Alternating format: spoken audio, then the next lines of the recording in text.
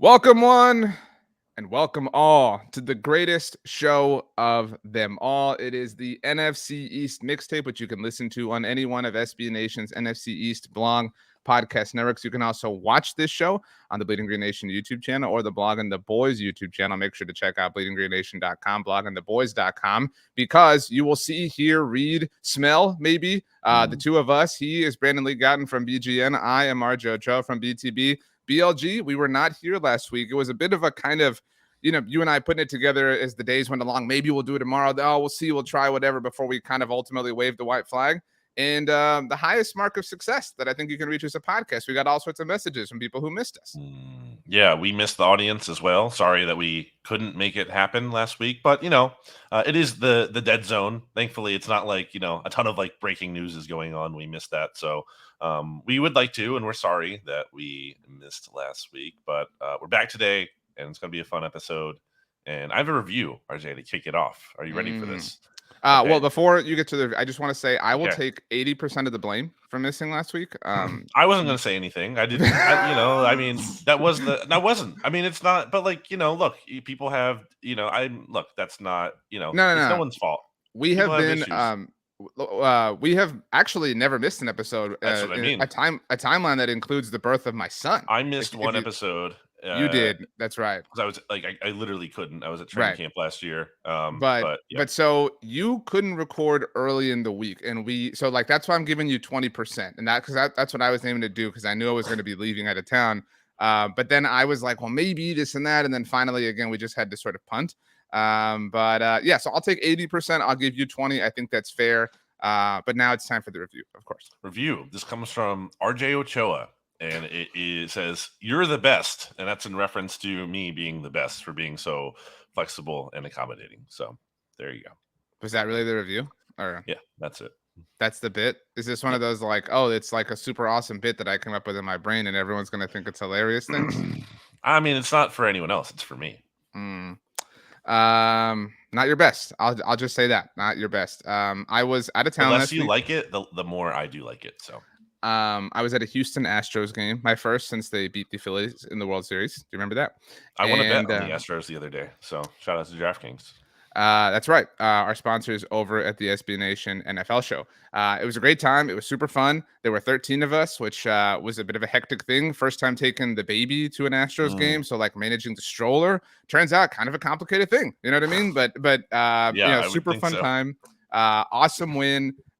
We got commemorative World Series rings that they sent us, that they gave us there. My son got to eat ice cream out of an upside down batting helmet. That's fun. It was super cool. So very, very fun trip all the way around. I wanted to ask you something, speaking of the NFL show, that I asked Jeremy Reisman on this week's episode of Monday Football Monday. I also asked Rachel Prevet, our fantastic producer here.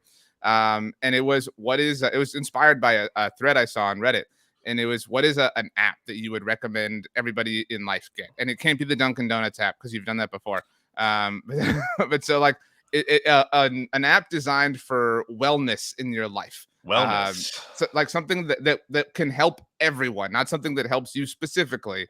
Not like, oh, well, I take the like whatever form of transportation, so this is helpful because I get to see like this and that, whatever. No, like something that anybody can use anywhere in the world, an app you highly recommend. I'm looking through my phone here, and shout out to Jeremy for suggesting Ginger. That's a good one. That's not something that, as he mentioned, Vox Media pays for, but for everyone else, looking for maybe some mental health, I think that's a good thing to look into.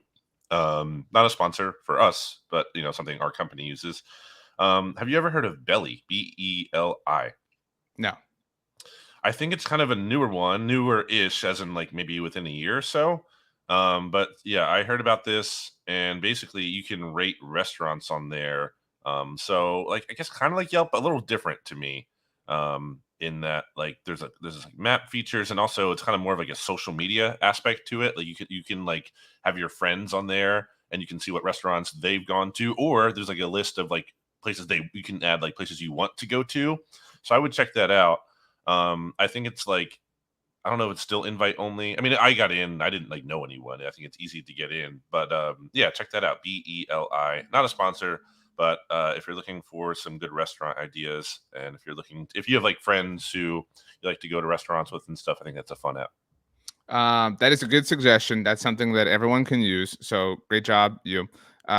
Rachel's app was Peloton. Jeremy's was Ginger. You mentioned so also kind of a physical wellness.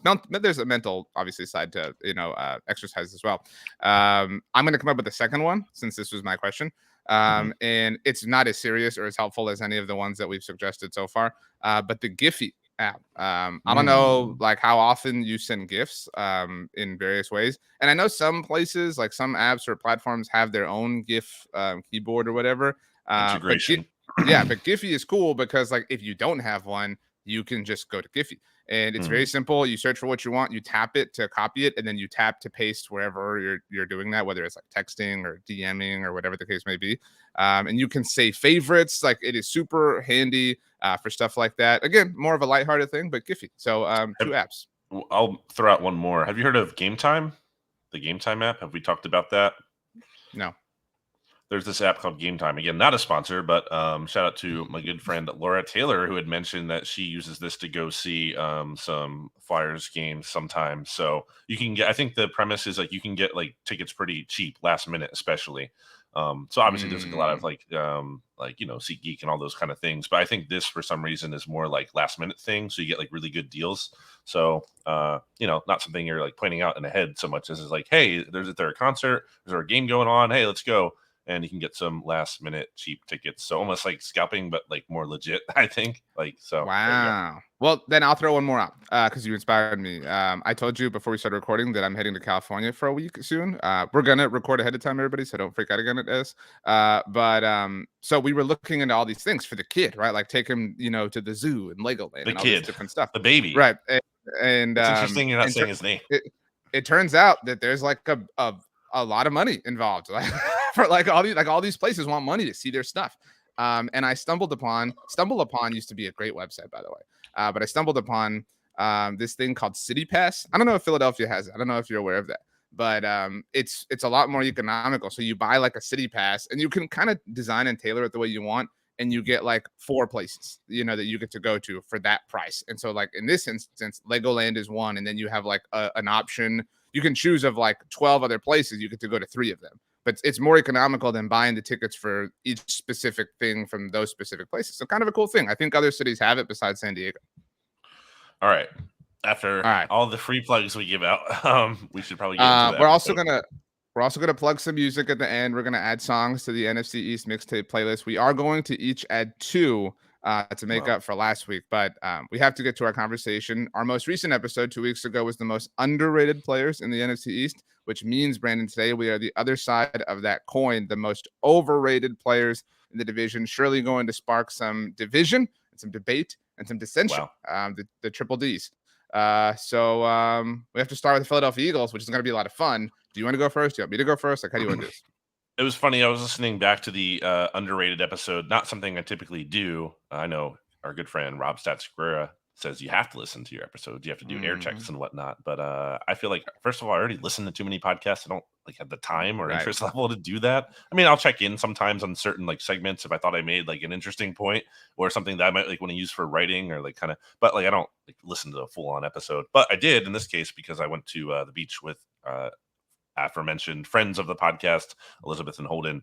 So it was funny to listen back and then argue with you like in a director's kind of cut of the episode where like you would say something and I would like pause it and then I would react. And it's funny, I would actually say the same thing out loud. So I guess that speaks to me having genuine reactions. Anyway, that tangent aside, starting with the Eagles, we're going to start with offense. I'm going to say I was between 2.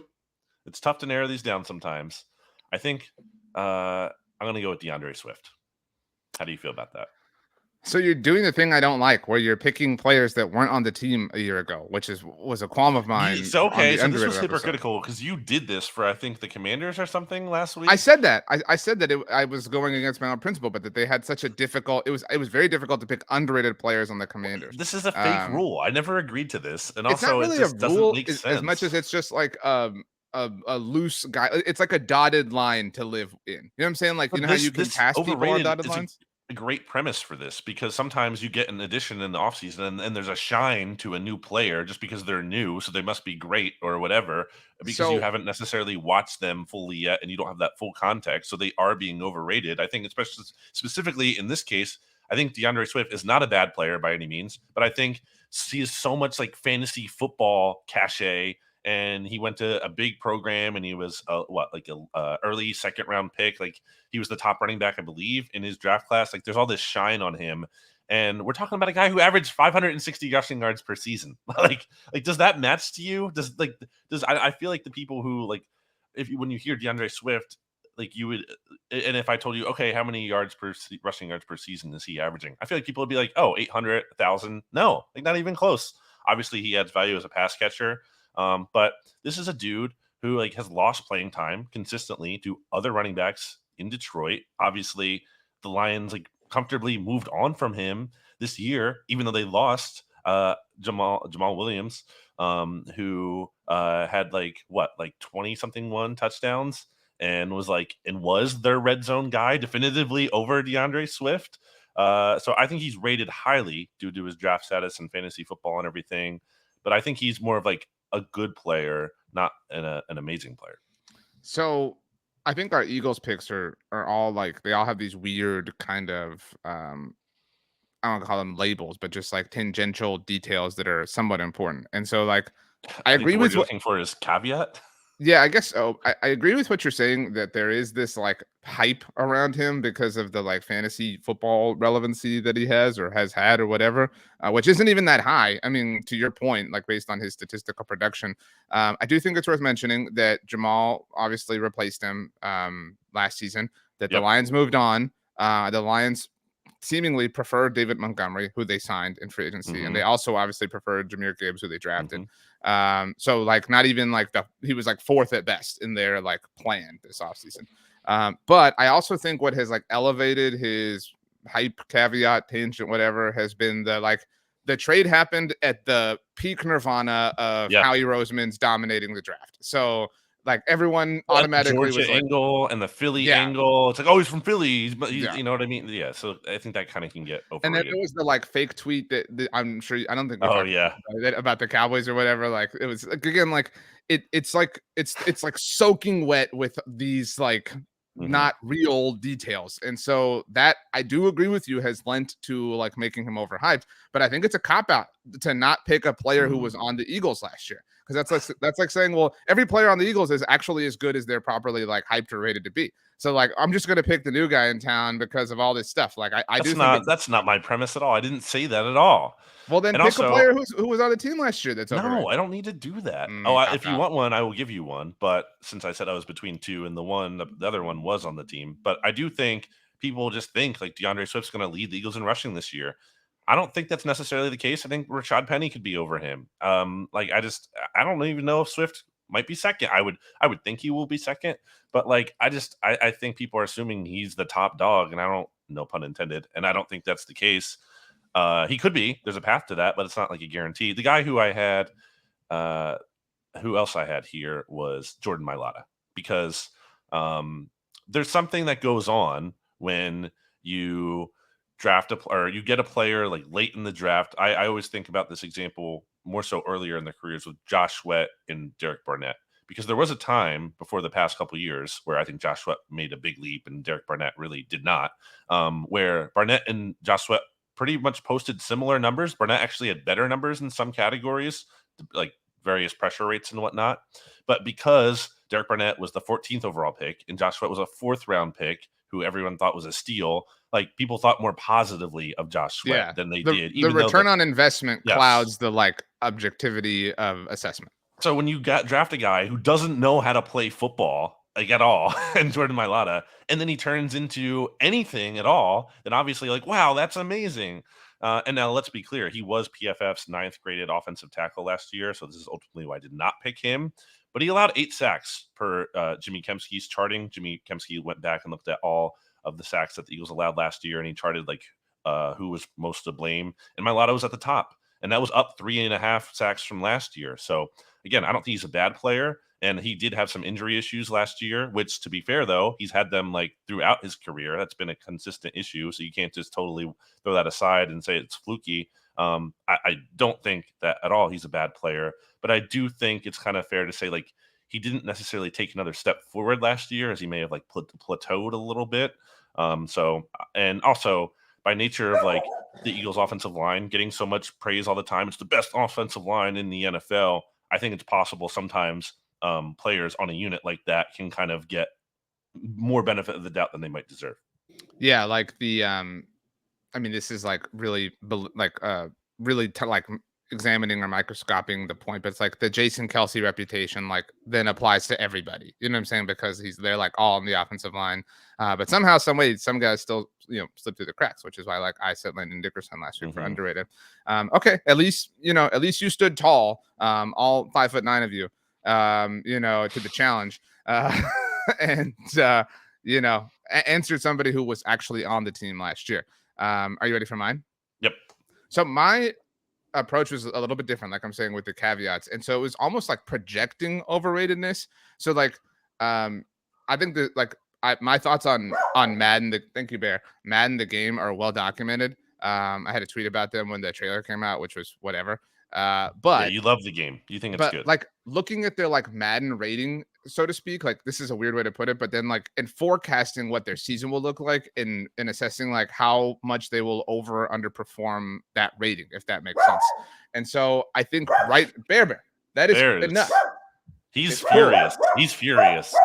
I think you're gonna be upset with You're going to pick Jalen Hurts, aren't you? No. I really thought about it because I thought like, there's no way, right? Gosh. Like, there's no way he can be this good ever again. Like, it's impossible, but maybe he will be. You know what I mean? Yeah, like, I think he's properly rated where he is right now. And that's where I came back to. It's like, okay, like while it's impossible or improbable for him to, stabilize right here, he is properly rated based on who he has been as a player right now, right? Like that's just where we're at in this given moment. Yep. So there's a little bit of the phenomenon I described in my pick. And look, you mentioned stats. He's the one who on a podcast hated on him more than I did in a professional sense. And that's AJ Brown. And some of this is AJ Brown. Hear me out. This is such a terrible pick. No, well, it was very difficult. I really honestly had a very difficult time. It was going to be easy last week because there's so many players who I thought it would be. I thought it would be. And then I got like to looking at it and I was like, how is AJ Brown overrated? Again, I don't like overrated. It's not the right word, but that's literally the premise of this episode. I know, but I couldn't find a player that I felt was overrated on offense. I feel like the answer is really easy on defense, but so on offense, it was more like who is most unlikely to have the success that they had in 2022. That was ultimately what I picked. And I actually think it's more likely that Jalen Hurts has the success that he did than AJ Brown. And to be clear, that's not to say that AJ Brown will be bad. Like he was, do you realize how stupid awesome AJ Brown was last year? Which again, made my they lost the trade for him take look so stupid. He had 4 yards shy of 1,500 yards, 11 touchdowns. And then I was looking at this and I was like, there's no way that the 11 touchdowns is like sustainable. In his 4 NFL seasons, he has had at least 8 touchdowns 3 different times. He's had 11 touchdowns twice. The only season in which he didn't at least hit 8 touchdowns was that final season in Tennessee in 2021 when everything was kind of weird and wonky. And I think we're willing to give him a little bit of a pass for that. But the number that really stood out to me, do you know how many targets he had last year? I mean, I don't know off the top of my head. So his career, I know he led the team in targets. His career high in targets before last year was 106, and that was in 2020 with the Titans. Yeah, because the Titans run the ball all the time. Right. He had 145 last year. That's a lot. Like that's a massive jump. You're talking a 40% increase. So like I don't want to call it underrated. I know the premise of the episode. I had a very difficult time picking an underrated player. I'm really if he's fed, I don't see how he won't be. But like I could see from a purely statistical sense, right? Like if we look at his stat line for 2023, when it's all said and done, I could see there because of the emergence of Devontae Smith and Dallas Goedert and all sorts of other things. I could see that the targets dipping, the yardage dipping, the touchdowns dipping, and then coming to a consensus after the season, like, well, yeah, he underdelivered based on the hype that he had entering the season. That's my overall take. I think his targets could actually go up because there was an interesting article out recently. I think it was on Sharp Football Analysis where there's a point because of the Eagles game script, even though I talked about the Titans not running the ball or throwing the ball a lot, and that's true. I mean, the Eagles didn't necessarily like do it a ton in the sense that, I mean, they did it earlier in games, but because they built so many leads last year, I think Jalen Hurts and Cooper Rush ended up having like the same amount of fourth quarter pass attempts or something last year, just because of like that's how favorable the game scripts were to the Eagles.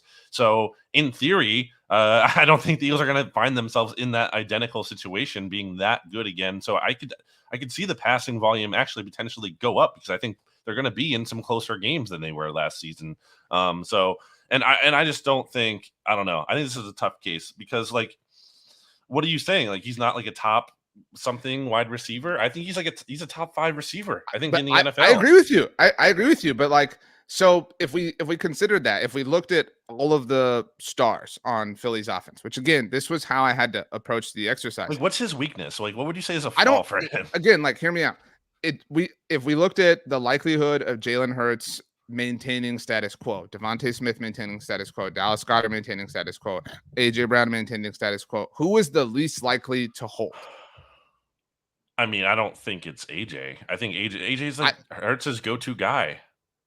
But I think it's very likely that Jalen Hurts remains a top 3 quarterback in the NFL, right? That's pretty likely. I think it's extraordinarily likely that Dallas Goedert, whatever. I think it's extraordinarily likely that Dallas Goedert remains a top, whatever you want to call him. Let's keep this top 5 tight end in the NFL. And I think it's extraordinarily likely that Devontae Smith continues to kind of rise in terms of career production. Well, why is that true for Devontae and not AJ? Because he's entering the 3rd season. Like that's kind of like a chalk thing, right? Like 3rd season receivers, and he's been a part of the team. He has a longer history. I agree with you that AJ Brown obviously has the connection with Jalen Hurts, and that was a big reason why he ultimately landed in Philly. But like his season was so extraordinary last year that I just, again, if I have to bet, and I don't think it's likely, but if I have to bet on one regressing, I think it's AJ Brown. The guy was rightfully received MVP votes. I mean, he had every decoration and honor that you could possibly earn. I mean, that's what I'm saying. Like, what is the higher ceiling for him? There's a higher ceiling for Devontae, for Goddard, for Hurts, technically, because he controls so much because he's the quarterback. Like, it just felt. I thought about going Lane Johnson or Mailata, but that felt like lame and weak to me. Do you know how old AJ Brown is? I'm going to guess he's like 24 years old. Turns 26 in 3 days from when we're recording this, 2 days from when it's posted. So he's only 26. Like he's still like, so he's in his again, prime. I approach this not as in I think he's overrated, but like who are that's the premise of the episode. What are you talking about? But it's a difficult thing to answer. Like, so you said it was easy last week. Okay, all right. Without ranking them, I know I was wrong. Who were the 5? It was 2 weeks ago, by the way. He finally said it, folks. Who were the 5 best receivers in the NFL? You don't have to rank them, but like, who were the 5? I'm bad at this kind of stuff because like I have to like see the list of teams, but like you're probably talking about Justin Jefferson, Jamar Chase is in there, Stephon Diggs, Tyreek Hill, Stephon Diggs, Hill, and then I think 4. After that, you're kind of. I think AJ belongs in 5. He had a down year last year, relatively. I think you have to put AJ above him, especially after what he did last year. So if we look at, you're saying he had a down year relatively, Deebo Samuel last year. You're right. But the season before, in 2021, he had 121 targets, 1,400 yards. He only had 6 receiving touchdowns, but he had 8 rushing touchdowns. And again, we're talking about AJ was better. No, but we're talking about a more unique thing. But like, again, it's like a year ago, if we had been like, who are the top 5 receivers, like Deebo is squarely in that mix. And he was still like a really good player, an amazing player for the Niners last year, but he had like a down year. I think if you're a quote unquote top 5 receiver, that's the easiest top 5 club to fall out of. That's my argument. Like, generally speaking, we see the same level for this. we see the most consistency when it comes to top 5 quarterbacks, certainly when it comes to tight ends. Running backs is weird, you know what I mean? And again, I didn't want to go DeAndre Swift because I think that's stupid. And I don't think Devontae is like even. I think he's finely rated. I don't think anybody's closer like, to being underrated than overrated because of the shine that AJ gets. That's my point. You're almost saying that here. Yeah. Yeah. Like, so again, I don't think AJ Brown is like my take last year about how the Eagles lost the trade. I've atoned. I wrote my apology letter, et cetera, et cetera. AJ Brown is awesome, but it was very, like, this is why the Eagles were such a great team last year, because like there was not the most like hollow part of their production is like, can they do it again? You know what I'm saying? And so like, if I have to pick one thing that is like unlikely or the least likely to maintain and hold and crossover again, it would be this. And Debo is a great example of that. Because, like, could you not see us having the conversation a year from now saying, who are the top 5 receivers? And, Jalen Waddle being in the mix, or DJ Moore if he has a great year, or Garrett Wilson with Aaron Rodgers, or CeeDee Lamb, I would be or Amon-Ra shocked St. Brown. barring injury, I would be shocked if AJ isn't like still that level of player this season. And Debo missed time last year. That was part of it too. I mean, so but he again, also plays a especially like grueling like style of play that kind of I feel like lends to injury more than other receivers. Do you not agree though with the premise that, and I'm not saying it is likely, but that he is the most likely to not be able to repeat the stupid amazing season that he had? He's like he might be the best player in the team. I just think he's in that conversation. How many players have 1,500 yards in back-to-back seasons? Like, how many? I think AJ could do it. He is really good. Again, what is a hole in his game? Do you see any? I don't. I legitimately do not. Justin Jefferson has just done it, by the way. So he has 1,400 as a rookie, 1,600, he's and that then 1,800. kind of player. Well, he has that kind of quarterback, Justin Jefferson. That's really what. All right, let's move on to defense. I'm gonna say Darius Slay. I mean, shocker. That's the answer. Yeah. It's just, and also like, sorry, but like he's lent to this. If you insist on being called Big Play Slay and then you do not make big plays, you are overrating yourself. This is a guy who had his highest graded games last year against, can you guess the quarterbacks? It was Cooper Rush. It was Kirk Cousins in that primetime game, which was, to be fair, an amazing performance on Justin Jefferson, who we just praised. And Darius Slay absolutely deserved Defensive Player of the week for that week. He was amazing, no bones about it. But then his next highest graded game, Davis Mills, in a game where Brendan Cricks didn't play. And I think Nico Collins was like their second leading receiver last year, and he didn't play either. Like they had no one at wide receiver in that game. It was a short week. It was on Thursday night. You look at his grading from week 1 to week 6 last year. He was targeted 32 times. He allowed only 14 catches for 168 yards, 1 touchdown. He had 3 interceptions in that span, 31.8 passer rating. So I think this is a thing that happens sometimes. I think sometimes in certain seasons, a guy starts off like really hot, and then people just like act like he was that player the whole year. Like, oh, he was great. He was amazing the whole year. And that wasn't true. Week 7 through the Super Bowl, he was targeted 51 times. He allowed 33 catches for 391 yards, 4 touchdowns, 0 interceptions. He had 0 interceptions after picking off Cooper Rush, Mr. Big Play Slay, and he allowed a 114.1 passer rating. So, and another thing I always that bothers me about him is that, like, I try to be understanding because he seems like a guy that a lot of the players like. He's a fun personality. He's kind of goofy guy. I respect that, but I don't think that's an issue as much as you get named a team captain, and then you're on Twitter after these games when people are like getting on him. And I get like he's frustrated that like fans want to blame him, and especially when it might not truly be his fault on a certain coverage, depending on how it's called or how he's supposed to play it. But like, I kind of don't need him being on Twitter after the game as a team captain, especially being like, well, that wasn't my fault. Well, like, dude, so you're just basically throwing a teammate under the bus. Like, I don't know why you need to do that publicly. That doesn't really make sense. That's not really like team captain behavior to me.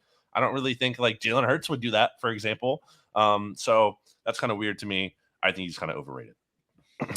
I think he's kind of always been overrated, like as an Eagle, right? Like I think I think sometimes a player goes from a small market to a big market. So like in this case, he goes from the Lions to the Eagles, right? Like he go from like 2 at the time 2 primetime games a year, maybe, to like 5, right? And like all of a sudden, like the stage is bigger. Like we're sort of seeing that to a degree with, just based on recent memory, Brandon Cooks and Stephon Gilmore, right? Like obviously they've played for big teams and had lots of success, right? But like just the last year at least. I think I've told this before. Joe McCoy said he never played for the Cowboys, unfortunately, because of the injury, but he said he had played on primetime 1 time in his like 10 years with the Bucs. And then he joined the Cowboys. He was like, holy crap, we're on primetime 5 times. You know what I mean? Like it just kind of happens. Like you get this like glow up because of you're now a part of like the big machine. And I think that happened to Slay. And I don't like, just because you're overrated doesn't mean you're bad. Like I think he's actually overrated. I don't think he's like a below average cornerback. I think he's an above average cornerback, but I think people act like he's like a top 5, top 10 cornerback. He certainly thinks that. And I just don't think that's unlike true. my take on my take on AJ was very unique and meant in no disrespectful And sort of wrong. way, and not that this is disrespectful either. But he's actually like this is an actually overrated player. But I think he's only, and this is why this is such a unique exercise we do every year. I think he's only overrated by some Eagles fans. Like I don't think there's anybody or I don't think there's like a Rams fan or like a Bengals fan who's like, man, I would totally trade for Darius Slay right now. And I don't even think all Eagles fans think he's awesome. You know what I mean? Like it's just there's this hive that like really, really hypes him up. He might not even be, and I don't think he is, the best cornerback on his own team. Like that's what we're talking about here. When you have James Bradbury here as well. When you brought up the Twitter trashing, like I know that I really don't mean to poke anything, but like I'm just pointing this out. I thought it was really noble that James Bradbury after the Super Bowl was like, yeah, it was holding. Yes. Like how many players would do that? Like not even corners, like players of any kind, any position, with a moment that big, that massive after a season like the Eagles had just had, like that is a really noble thing. And that's the exact opposite of like Slay running to Twitter or situations or whatever the case may be. I do think people get that moment a little wrong in the sense that like James Bradbury wasn't saying the refs definitely shouldn't have thrown a flag there. That's not what he said. He said that he was doing a lot of what he did on that play all game long. And yes, it's fair they threw a flag there, but he also pointed out they weren't throwing that same kind of flag for that same kind of contact earlier. I don't think he was making an excuse. He was just being honest. He said, yeah, they got me there. They should have thrown a flag, yes, on that play. But he also admitted, I did it earlier in the game and they didn't throw flags in that moment. That's neither here nor there. I want you to do you know the 5 quarterbacks that Darius Slay has picked off during his time with the Eagles? Can you So we're talking 3 years, by the way. Because two of them have played for the Cowboys.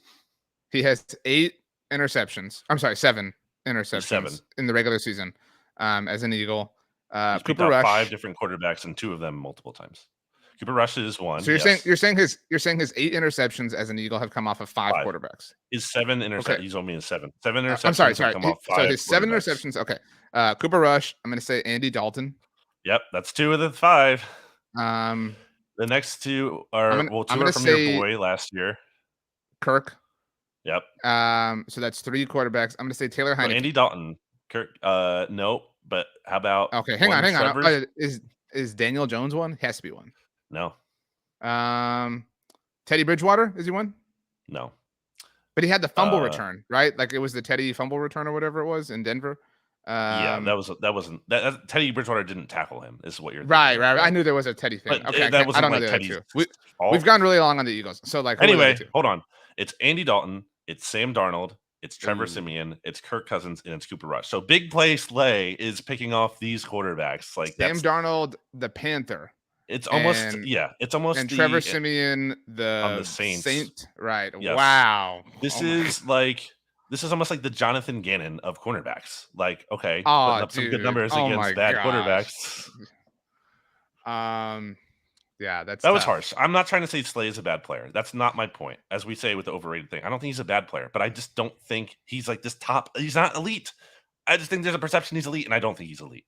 Again, I think you're fighting a specific section. Like my AJ Brown thing was fighting a specific idea, and it was like regression. You know what I'm saying? Like, which was really like the genesis of my point. You're fighting like a certain army that believes he's elite. Because like if we play the top 5 game again, like who are the top 5 corners in the NFL? Like it's almost the Swift thing. It's like there's not so much. I mean, both from the Lions.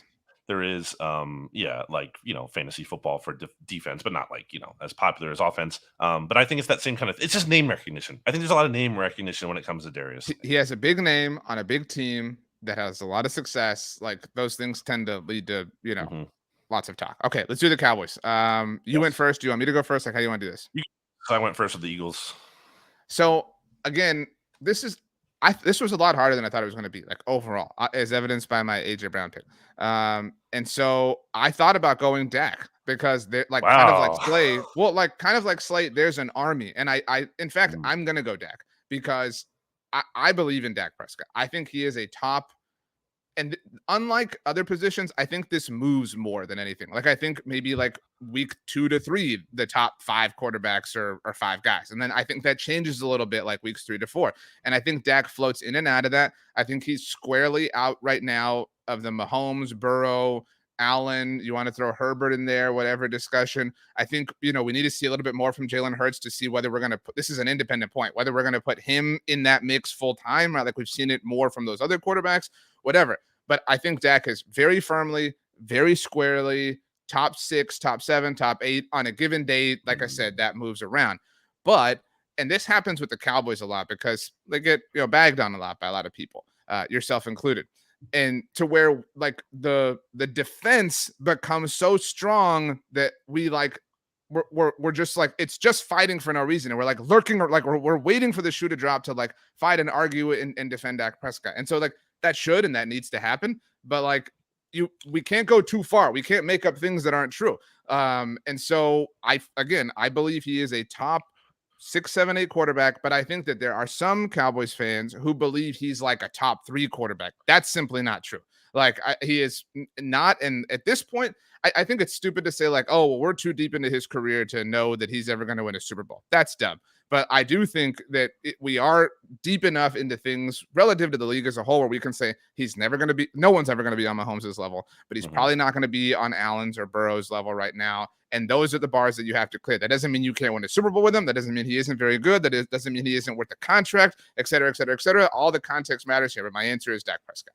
Interesting. Wow. Yeah. I think that's a fair point by you. Jimmy Kempski had some interesting points on Dak, which maybe we'll get when we get Jimmy on here and talk about that series a little bit more. Sorry, my last 2 cents here. Sometimes though, the like overratedness, then, and we talk about this a lot, then leads to like becoming underrated. You know what I mean? Like and that, like that is the Dak cycle. Is like he gets bagged on and bagged on and bagged. Overrated that he's actually underrated. Look, I know that you're upset that the Celtics vanquished the Sixers, but you don't have to take it out on Bill. I mean, Celtics also kind of had an embarrassing, after they beat loss. The Sixers. So, I mean. Anyway, I think Dak's actually like maybe a little bit underrated from the standpoint of I said, isn't that actually who I picked? Is that who I picked? No, it was not, right? For underrated, it couldn't have been. No, I thought about to buy you some time. Similar. No, to you, sorry, he was my bounce back guy because he's an obvious because of the interception rate being high and everything. The regression, if it doesn't work out for AJ, is going to work out for Dak in an interception standpoint, right? Like there's no way. To some extent, yeah, but it might not be like dramatic. It might be slight, but we'll see. I think that's quickly. I thought about going Tony Pollard because like I do think there's a lot of like he's a top, and I actually think he is a top 5 running back, but like that's such a loose foundation. Like what does that even mean? Like, but also he's not, I think, really proven as a volume player either. Like the talent, efficiency, but like there's still a big question mark when it comes to being able to handle like a full like workload a whole season, like the bell cow. He has not proven to be a bell cow back. I think isn't that fair to say? That is. So I think the best running back in the NFL is Christian McCaffrey. Is that fair? And that dates back to college, by the way. Like Tony Pollard has never been this guy. Yes. So who's number 2 on that list?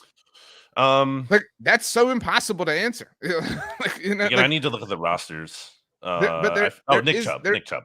Okay, that's fair. But like my point is like you get to like I don't know a lot faster than you do any other position, and you not only get there like I don't know because it's a tight decision between 2 players, but so like it's easier to become a top 5 running back than it is like receivers different. Like I'm saying because everyone is amazing, but like there's such a lack of consistency at running back that it's it's just a weird game. But so anyway, those are my picks. But Dak is my pick. You're right. I thought about going. It's more like honorable mention, like Jake Ferguson or Luke Schoonmaker. Just be like the tight end.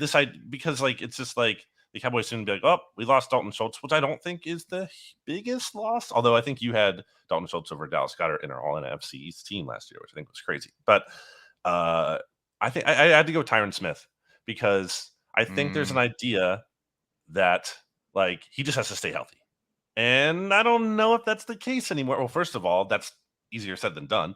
Second of all, like I can't help but wonder if all these injuries are kind of taking its toll. Last year, he ranked 67th out of 89 offensive tackles graded by Pro Football Focus. Now, obviously, he was coming back from the injury. I'm sure that factored in to some extent. But and he played on the right side, which he hadn't done since he was a rookie. Well, I'm just for context. No, I'm not like arguing, but I'm just saying like those injuries may have taken a toll. He's entering his age 33 season, and as I'm sure you're aware, but I don't know if listeners are as aware, he entered the league really young. So this is actually his 13th year, in the league. And I think that kind of gets lost sometimes, like snap count versus age. I think he might be like a little bit older than your typical 33-year-old in the NFL because of all that wear and tear. Obviously, tread on the tires.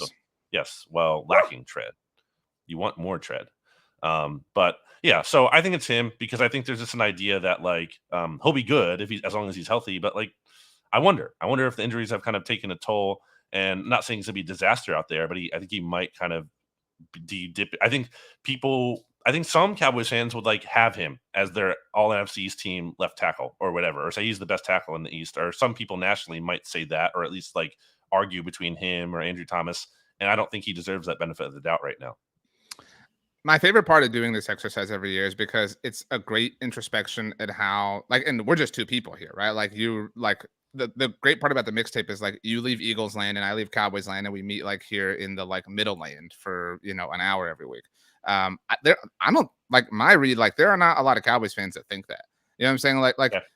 There are a lot of Cowboys fans who are kind of like, man, like they should just move on from him. Like because that's like the Jason Peters effect, like back when he was playing for the Eagles. Yeah. And it's not that anybody thinks he sucks, right? Like, and I do think sometimes you see the take like, oh, when healthy, he's one of the best left tackles in the NFL. And that might be true if you define. So it might be more of a national perspective than a Cowboys perspective. If you define one of as like top 10, yeah, I think he has certainly still the potential. Like he's talented enough when he's healthy to be a top 10 left tackle in the NFL. The problem is when he's healthy.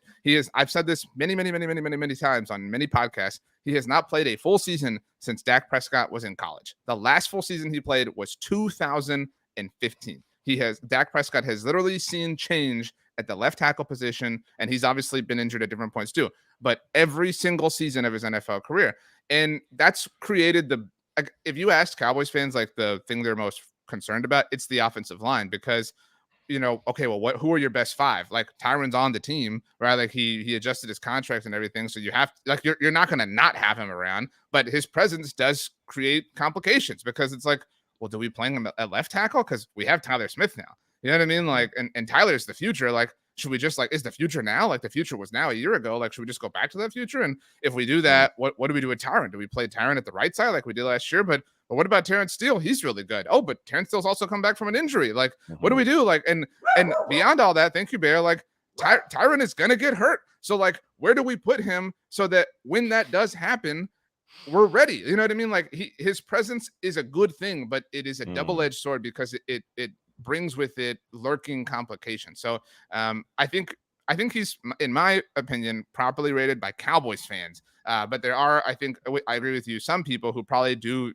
And that happened with the Cowboys offensive line after the Zach Martin draft. They were the best, like from 2014 through 2016. All time. Well, no, like they had a 3-year run there, the DeMarco year, Zeke's rookie year. They were the best offensive line in the NFL. And a big reason why was they were so healthy. They were so consistent. I mean, even with Tyron missing time, in 16.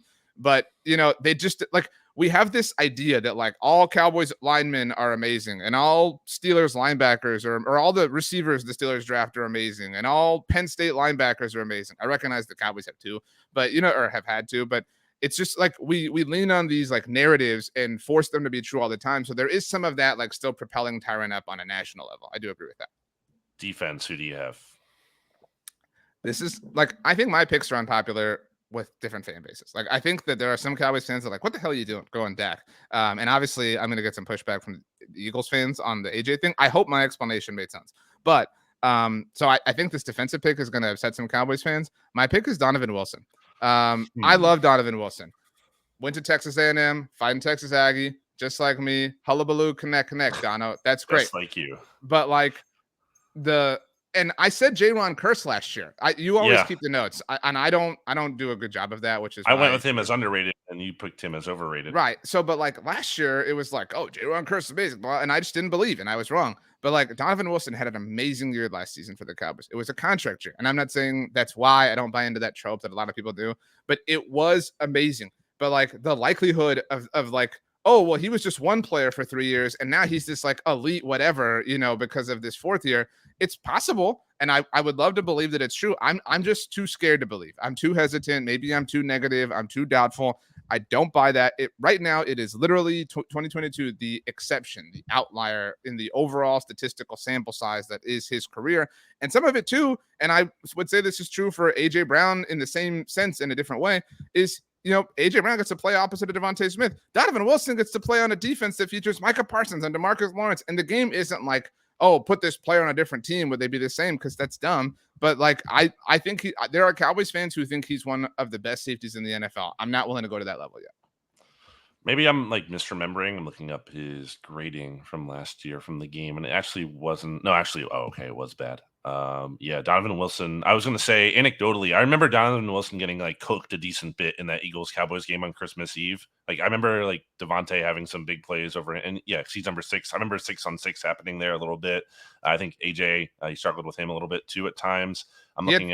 He had 5 sacks last year. At that point, entering last year, he only had 3.5 total, which all came in 2020. He had 101 combined tackles. His previous career high was 71 in that 2020 season. And a big reason why was he only played in 9 games in 2021. But again, like, and the Cowboys paid him and brought him back and didn't pay a ridiculous amount. And I'm happy about that. Like, that was the right and the smart thing to do. But like, that doesn't mean that he's like, one of the best safeties in the NFL. Like, you know what I mean? It can be true that he's very good. He's slightly better than average, and it is a good thing for him to be around the team. But they also have 2 other safeties that I really like. And they have a kind of safety option in Israel Mukuamu, who I really like as well. Like, it's like you said about Slay. Like, I don't even know that Donovan is the best safety on the team right now. Right. All right. I don't have too much else to like add to that. My pick. Well, let me just ask you a question. Let's say, like in basketball, could you have an Jason elite Tatum, Celtics. NBA player who doesn't like do the main thing? So, like, can you have an elite NBA player? You can talk about DeMarcus Lawrence not having sacks. Like, that's so dumb. And 32nd out of 100. And how is it dumb? You said this is your words. This is your definition. You said he was, quote, an elite defender. How can you be an elite defender if you don't do the most important thing of the position at least a very high level? He clearly has not done that. He's not an elite defender.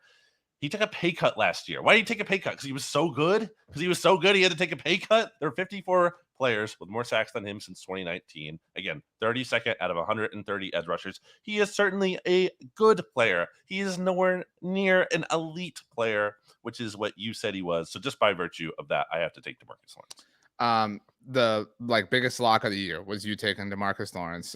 By the way, I've said he's an elite run defender, to be very clear. No, you said elite defender. Well, look, the words may episode. Look, if you really go back, that has always been my point. I may have, omitted the word run at times when we've gotten like heated talking about him, but that he is truly elite at that. I think he's a very good pass rusher. I understand the general idea behind your point, but I think it's being purposefully obtuse. Now, I'm fine if you want to say he's overrated, but he is still a player and a tool worth having for the Cowboys. Like, he makes their defense overall operation work. The best argument, I've told you this before, is that when he missed time at the beginning of the 2021 season, after week 1, I mean, that not only unlocked Micah Parsons, the pass rusher, but that like kind of, they didn't skip a beat. Like, they were totally fine. They didn't skip either. Yeah. Miss a beat. Skip, miss, or they're both fine. They're interchangeable in this sense. So, like, that's a solid argument. He missed most of his rookie year, if you want to go that far back. I mean, like, my point is, I think you'll laugh or whatever. I think he belongs in the, not that he's like a Ring of Honor player or anything like that, but he's like in the Jason Witten category of like very good player, very much worth having around, improves everybody else around him. There's some leadership involved there, et cetera, et cetera. I understand. I can't tell you like, oh, he does have the sacks. Like, they don't exist. You know what I mean? Like, I can't tell you that, but he is an elite run defender. That has been and always will be my primary point. But I get your point too. All right, let's take a break. Boom. Welcome back. While we were on a break, Brandon told me what the last meal he ate was. The last meal I had was, man, for the podcast audience, he's like closing his eyes and like really racking his brain. I really didn't. I kind of just like, I haven't had like a meal in a It looked like you were thinking really hard about that. Kind of been just like snacking on things. I had some leftovers and whatnot, like not like a full. Can I ask you something on this subject? I guess I'll say it was I went to New York City. My friend Jess, shout out to Jess, on Friday last week. Who's that girl? We got some really, I don't know what that is. We really got some really good ramen for dinner. So, very quickly, when I was out of town, the person watching Bear, who's appeared on the episode today, by the way. Oh, sorry, Red Crest chicken. Actually, it was on Saturday with Zach. Yeah, good we answer. had a really good dinner. Yeah, boom. At one point I was just checking in, like, how's Bear, whatever. And then I said, has he eaten his food? And the person watching him said he's been grazing. Is that like a common thing? Like, would you say that about a dog? I thought that was really strange. So I watch dogs sometimes too, like for my friends or right. Especially in the off season, I'll do like like a Rover or whatever. That's what it was on. It was on Rover. Yeah. Wow. Well, I kind of like to ask. I like to ask people sometimes, like, if their dog is a grazer. Like, so, like, do you want me to leave the food out? Do I just like because some dogs like gobble it down, so you can't just like necessarily like leave the food out or like feed them constantly. Or some dogs, you do leave it out and they'll get to it when they want to get to it. I thought it was a weird way to describe the dog's it makes sense. Eating behavior. They kind of graze because it's like they pick at it. They kind of like they'll have a couple pieces. That's what I'm saying. I would have said like if like it had been me, I would have said he's been picking at it. He's been nibbling. Like he's been eating bits here and there. Like I thought it was strange to say he's been grazing, but whatever. That's just my take. The New York Giants. I think we're gonna agree here on offense. Didn't see a lot of Giants gear when I was in New York City. Ooh, they don't play in New York City. They're that's true. Yeah, it's true. Play in West Rutherford. The Big Apple. Yeah. That's right. Do you have an apple? Have you ever had an apple in New York City? I've not had it. I don't think so. Not like the biggest apple guy. I mean, I like the products, but I don't like necessarily the fruit. Like, yeah, you throw some peanut butter on the plate, like I can get down with that, but like an apple by I don't think itself, it's gross, like, but I just don't really desire it. That's true. It's Saquon Barkley. Is that fair to say? Like it has to be Saquon. Fruit. What kind of fruit would you want to have? You could have any fruit right now. Go. My top fruit flavor is strawberry. No, not flavor. Like actual fruit. No, it has to be a real fruit. I find it strange that it's not my top fruit. You know what I'm saying? Because it is my favorite flavor. Well, those are different things. I know, but top fruit is banana. Love banana. Banana's really, I think, versatile and practical too. It's good to like. It's portable. As it's like as opposed to something like. If you're gonna, I like grapes, but like, oh my god, I get to like pack it or something. Cotton candy grapes, gotta do it. Those are great. I saw someone recently. There was like I think it was an Instagram. We've run very long. I know that we kind of owed people, but we're already at 51 minutes. They put like citric acid on it, so it's like sour, like Sour Patch. They called it like grapes or whatever. They're cotton candy grapes, but you have that sour element. Anyway, I want to try that. So my Giants, pick is Saquon Barkley.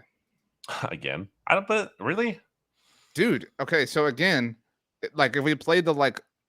Who's the least likely to sustain what they did? That's not necessarily the exercise, though. I know, but like that's how I viewed it. Like, well, that's like the step back thing we did. This is different. This is overrated where they are right now. I don't have a passionate thought on who it could be along the offensive line. I don't believe in picking Darren Waller or Paris Campbell. Believe in that because they needed a go-to guy. Example: Eagles getting that's not his fault. Then like they made him their go-to guy. That's not his fault. But he's being overrated. It's by who? By them. And they got a dude entering his age 31 season who has missed 14 games over the past 2 years. He's the highest paid tight end in the NFL. He's the highest paid tight end in the NFL at $17 million per year. That's above George Kittle at 15 and Travis Kelce at 14.3. So it's not even like a small gap. This dude is absolutely being overrated. He's like the solution for Daniel Jones and the Giants, even though hasn't really been like the monster Darren Waller that you would think of for the past 2 seasons. And I think this is another fantasy football thing. I think fantasy football guys are absolutely overrating him. I do think that I agree with you. Like it has some like Jonnu Smith to New England vibes. Like, and I fell for that. I was gonna like when they signed him and Hunter Henry. Like I was all about that. I thought like, oh, here they come, whatever. So it does have a little bit of that. They didn't sign him, so they don't get penalized for that in my mind. They did trade for the contract. You know what I mean? So contract. Like that's fair. They didn't sign it, but like they traded for it after he like 6 months after he got it. I get your point, but I don't think it's fair to say Darren Waller, the Giant, is overrated. He is. We've just approached this exercise on him being their guy. They're overrating him. I don't think so. What did they trade for him? A 4th-round pick? I mean, that's not overrating him. It's not just that. It's that and the money. And also, like, he's their go-to guy. Look what they have at wide receiver. They don't have a lot of wide receiver. They're banking on him being the guy of the offense. Right now, you can have Saquon or Darren Waller on your team. You don't have to give up anybody, but you can have one of the two. Who are you taking? I mean, it's like, what's the team? There's a lot of like things that go into this. You Am can I add talking them to about the the Eagles. Eagles? You can add them Well, to the yeah, I Eagles. mean, I would take Saquon because like the Eagles already have Dallas Goedert. I totally disagree. I don't care who I have at running back. I would rather have Darren Waller. Like, I mean, like That's it's. crazy. I think the Saquon thing is crazy. Before last year, which again, and we were both wrong here. So this episode has just been nothing but an hour at revisiting things I've been wrong about, it feels like. But I mean, before last year, Saquon had 2 touchdowns in 2 years. All right. He had Look, played I'm never been a Saquon defender. I'm not saying he's like. I mean, like, again, he was awesome last year and deserves a He lot was of credit. underrated by Yeah, us I entering agree. last year. I disagree. I think he was properly rated by us. No, no. Come on, we were too low on him. He was better. He was better. Did he exceed our expectations? Yes, he did.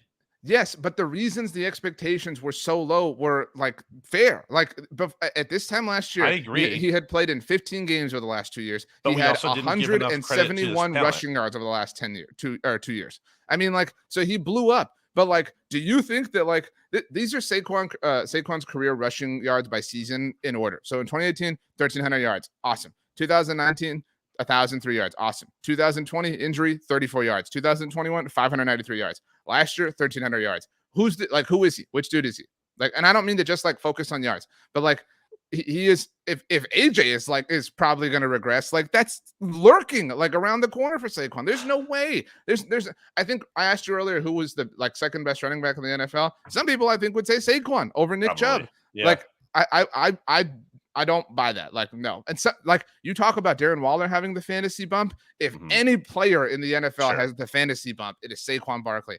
And he came from a big program, was a super big name in college, second overall pick, plays in the Big Apple, right? Like all this stuff going around. Like, no, he is definitely overrated. I don't think the Giants are overrating him, at least currently. We'll see if they make a mistake by paying him, but it seems like they're being vigilant and not doing that for the time being. So I think they're doing a good job on that. I think I'm sticking by Darren Waller.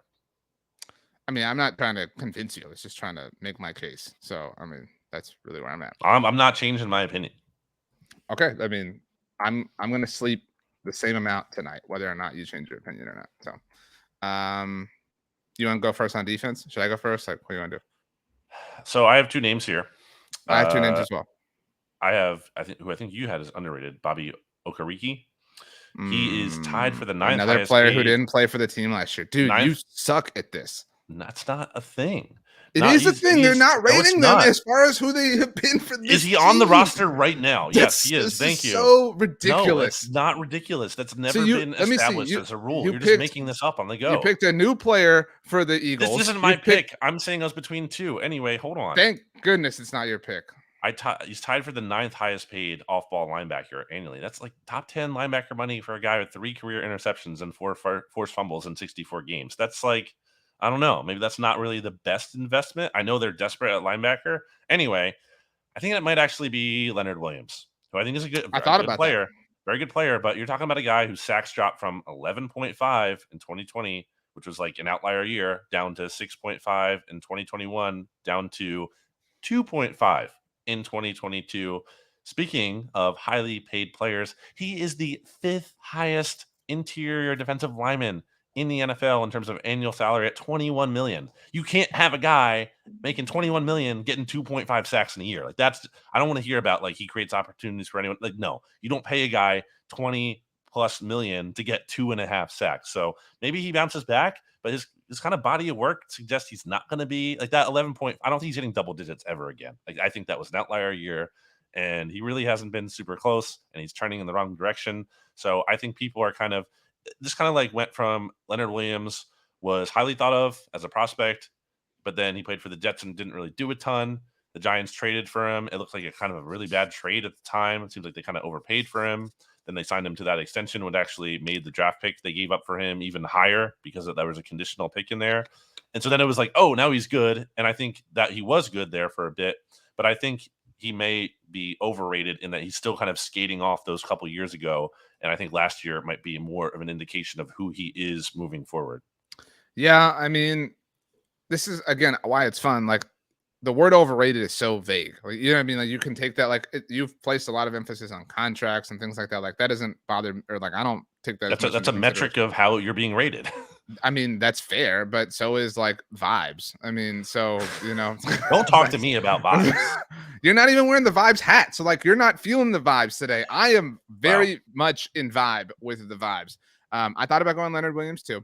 I think considering Okereke is dumb because we don't know what the like investment pays off. Like, what if he is awesome? Like, you know what I'm saying? Like, then like he is underrated. You know what I mean? Like, what if they're right? You know what I mean? Like, you can't judge that yet. That's what I think is silly. So I thought about going Leonard Williams for similar reasons, not contractually, obviously, but I do think there's this like. How can you say that when I said Hassan Reddick was underrated last year, and I was so right about that, and he was. I mean, that you were right about. I will give you that. So anyway, sorry. Wow. Who are you? I was right. I was all the way right about the Colts sucking. So if we're like just letting out things we're right about, like we could do that forever. I'm gonna go Kayvon Thibodeau. Because I think there's this like he's one of the best. He was my pick last year, I think. Like I mean this in the least homer way possible. And wow, you picked a guy who hadn't played for the team last year. What a big shock! Oh my gosh. Anyway, so and again, overrated doesn't mean bad, but like I think there's this like he's Michael Strahan. For every single pick. Well, like he's Michael Strahan. Like he has the same like talking about vibes. Like he has the same vibe as like Aaron Judge with New York teams. You know what I mean? Like he gets that. Talk. And that's a big thing. Who would, if you could decide right now, if you could have Kayvon Thibodeau or Sam Williams on the Eagles, isn't it at least a consideration? I mean, I did not like track Sam Williams. Sam Williams, for what it's worth, picked up a defensive rookie of the year vote. Like if you care about that. Like, I mean, I have literally no opinion on, I did not see him play a ton personally. 4 sacks last year. Okay. Kayvon Thibodeau had. Do you know how many Sam Williams had? I don't know. 6. 4. Okay. I mean, like again, like, and that's not like proof he's overrated, but like, well, Sam Williams, he's got sacks. You care about that when it comes to DeMarcus Lawrence. Now all of a sudden, sacks are meaningless when it comes to BLG. Wow, what a shock. Anyway, Kayvon Thibodeau, just like again, like I think like people are really rushing to make him like a superstar face of the NFL. That's a great way to put it. Good job, you. Okay. Are we done with the Giants? Done with the G-men. We're going to go on to the C people. The Commanders. Yep. Yeah, don't read into that. All right. Anyway, offense, easy. Andrew Wiley, top 12 paid right tackle in terms of annual value. And you're going to be like, oh, this is just, because he the Super Bowl. No, it's not. Yeah, a new player on the team. What a big surprise. Do you know who Brandon Thorne is? You do, right? Yeah. He's like a definitive offensive line expert. Like he might be like the quintessential offensive line online. Well, the defensive line gurus love DeMarcus Lawrence. So what are you gonna say here? So classified Andrew Wiley as quote unquote a below average starter in his free agency rankings. Wiley allowed the 4th most sacks and the 2nd most hurries of all NFL tackles last year. No sacks in the Super Bowl. The Commanders made this guy a top 12 paid right tackle in terms of annual value. And he's also like, this is an ascending player. He may have topped out already. He is going to be, I believe, 29 this season. Yeah, he turns 29 in August. Like, this is a weird bet to make for me, and kind of speaks to where the Commanders are in this weird like limbo stage. But yeah, he's being overrated.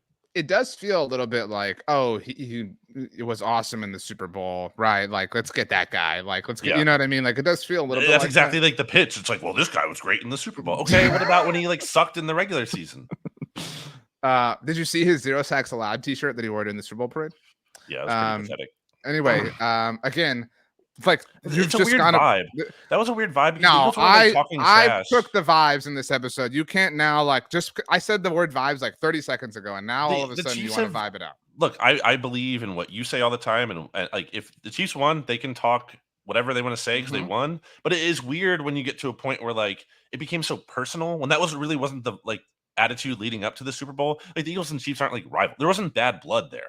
If anything, it was probably one of the more friendly Super Bowls you'll see with like the Kelsey stuff and Andy Reid and everything. Right. So it was weird when like the Chiefs did that and they had like the Eagles tears thing. It's like, Eagles fans aren't even upset by that. It's just like, this is weird. Like we don't have beef with the Chiefs. Like we respect the Chiefs. So I don't really understand that. I agree with you. Although my opinion, and I'm not emotionally compromised by it, so you tell me, is the biggest like shot was Juju. Like Juju was like, I know that Wiley wore the shirt, but like, look, like That's like I do say But that all was the time. also like a rogue guy. He's not like a chief. You know what I mean? He was there one year and he left for the Patriots. Right, but my point on Wiley is like they allowed 0 sacks in the Super Bowl. That is literally true. You know what I mean? Like whether or not like you field whatever blah blah like that is and will always forever be literally true. The Juju thing was like, oh, like we're gonna brag about like a super highly contested and debated thing that like there's literally like 50-50 opinion on. Like and also that like, was he didn't even have a good flex. game. Like you're like outside of it, like he wasn't like an amazing game for him. I don't know. It's okay, weird. we're not here to relitigate the Super Bowl. Fine, Andrew Wiley again. Your criteria is dumb. Well, who else are you picking? So my thought process is strange. I will admit. Can't be Sam Howell. No one is rating him. You had him as your underrated player. What are you talking about? Him. It can't be. That's my point. If no one's rating him, then maybe he's underrated. I'm not going to pick Sam Howell, but how can I not when you picked him for underrated? Because who's overrating him? Who's underrating him? Like, or who's rating him anything? How can he be underrated if he's not rated anything at all? I think he has a chance to do something this year. Oh my god, that's a chance. When I said that AJ had a chance to regress, it was stupid. We had to grade him off of who he was. Yeah, that's not a good bet. No, like this was dumb. And actually, I'm mad at the Commanders because their team is so weird that we can't properly pick things that it leads to stuff like this. I'm gonna go Curtis Samuel. I mean, like this is easy. And I actually think the only person overrating him is Ron Rivera. And I have said that is something I have been right about for a long time too. Like, miss me with this, like, oh, he's the same dude who was, yeah. I mean, like that was Antonio Gibson. Not Curtis. Curtis Samuel. Curtis Samuel. No. It was literally Antonio Gibson's going to be Christian McCaffrey. Like we're going to use him. Like I look it up right now. I promise you. It was Antonio Gibson, but it was the Curtis Samuel stuff was literally he's going to be who Curtis Samuel was in Carolina. That's what it was. But the line about Christian McCaffrey was Antonio Gibson. So yeah, Curtis Samuel. Like, what has Curtis Samuel done? Like name the thing. Like name what he has done as a player in Washington. Do you know how many touchdowns he has as a Washington player? I do. I'm looking at it here. 2 seasons he has played for this team. 2, and he has 4 touchdowns. They all came last year. Last year. 64 catches, 656 yards, 4 touchdowns. What is his contract? I know you have it in front of you. Like, I don't. What? Well, way to mess that up completely. 55 burgers, 55 fries. That's what I thought you were doing for a second there when you were reading the numbers. That's really funny. 55 burgers, 55 fries, 55 tacos, 55 pies, 55 cokes. Yeah. Wow, man, dude, what's going on? I just looked up and NFL Network's playing the 2018 divisional round game where Dallas lost in LA. What the hell? Like, what did I do to you, NFL Network? But anyway, that's not even like an interesting game. I know. Right? That wasn't like a particularly like the 49ers games have been interesting. CJ Anderson had like 150 yards in this game. That was like the big thing. But like, yeah, like what is this like? I don't know if this is like there. I don't know if this is like, they'll do like player week or whatever. Like they'll let like a player pick like favorite games. Like, I don't know, but whatever. Yes. Yeah. Curtis Samuel, nothing. I just, no. Okay. We've talked about that before. So yeah. On defense, I'm going to stick with this. He was my step back guy. It's Daron Payne. He had 11.5 sacks last year after only having how much in the first 4 years combined? 14.5. So, maybe that's not going to hold up. He graded 64th out of 142 NFL interior defenders last year by Pro Football Focus. He is tied now for the contract that he got for the 3rd highest paid interior defender in the league. I thought it was interesting that the past 2 years, but especially this past season, by PFF's grading, his run defense has gotten a lot worse. And I don't think that's unrelated to the past 2 years. He was kind of in a situation. So 2 years ago, he was in a contract year, right? Or like approaching the time for an extension. And then this past year, he was tagged and then obviously given the extension after the season. So I almost wonder if he's kind of been like sack chasing a little bit and not playing necessarily the most sound defense that he may have been earlier on in his career here. I mean, again, a guy who had 11.5 sacks last year after only having 14.5 in the first 4 years combined. Like, I think he is being overrated and overvalued because I don't think he's going to be the player he was last year moving forward. I agree. I mean, that like, I think that contract could actually look bad. I don't think they have like a really stout overrated player. Like it was, because I don't. Oh yeah, who's rating them? That's what I'm saying. Like, I don't think anybody thinks. I think Montez Sweat and Jonathan Allen are good football players. Proper respect. That's what I'm saying. The most respected players, or some of them on the team. And I think they get proper hype. And I think some of this is like just this offseason with Payne. You know what I mean? Like that's part of it. There's the like Alabama stuff and whatever that sometimes happens or whatever. But like this is the least overrated that any of our, I guess, 16 selections have been. So yeah, throw on Payne. Boom, lock it up. Here comes the pain. Wow. You proud of yourself? Play that? No. It's a WWE video game. Pretty good one. I'm not a wrestling fan. Like I've never been my thing. Like I don't have a problem with it. It's just like that seems surprising. I feel like you'd be into it. I'm never like I have lots of friends and family members that are like super. I just never like when I was like I don't know like 6 or 7. My cousins had some wrestling game for the original PlayStation, and I remember like going to their house and they were like all, and I was like, this is whatever. Like I wasn't even like entertained by it. I was like, this, whatever. So I think even people who don't like wrestling might, enjoy the games a little bit. Okay, so everybody let us know what app will make our lives better with the hashtag mixtape app. Everybody let us know why you think and agree with me it's stupid that Brandon continues to pick new players for all these teams, and how mad you are about the AJ thing. I hope my explanation made sense. If it didn't, hey, we had a week off and I'm still trying to get back into my groove. All right. So it's time for songs. So I think we should do it this way. It's supposed to be like 10 minutes. So I'm gonna pick my first song, and then you're gonna pick your first song, and then we'll do Rachel's first song, and then we'll go like inside. You know what I mean? We got to do it in order. Yes. So my first song, this came on the treadmill last week. That's where a lot of like songs, and I'm like, I'm gonna put this on there. And I think I like that our playlist is becoming a little bit eclectic. Like it's got a little bit of everything. And sometimes there's a surprising song that, and I've said this before, that when it comes on and you're on the treadmill, you're working the weight machines, you're like, you know what? I'm gonna kick it up a notch. So I'm gonna go with I really want us to have some strong piano on the playlist. Ooh. I'm gonna go with Love Song by Sarah Bareilles. All right. It's funny that you brought up some similar themes to a song that I'm gonna add into the mix as well. Piano Man. No, there's piano in this, or keys, I should say. I don't think piano is the 1,000 Miles by Vanessa Carlton. But no, I do love that song, and I will be adding that to the playlist probably at some point, but not now. Great video too. It is Right Now. Speaking of Right Now, by Van Halen.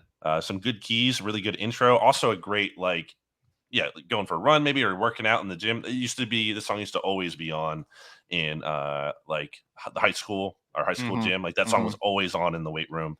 And my dad was a big Van Halen guy growing up, so shout out to my dad, who's a faithful listener along with my mom. So I think he'll appreciate that. Right Now by Van Halen. Is that your favorite Van Halen song? It's up there. I like Jump a lot too. Jump is good.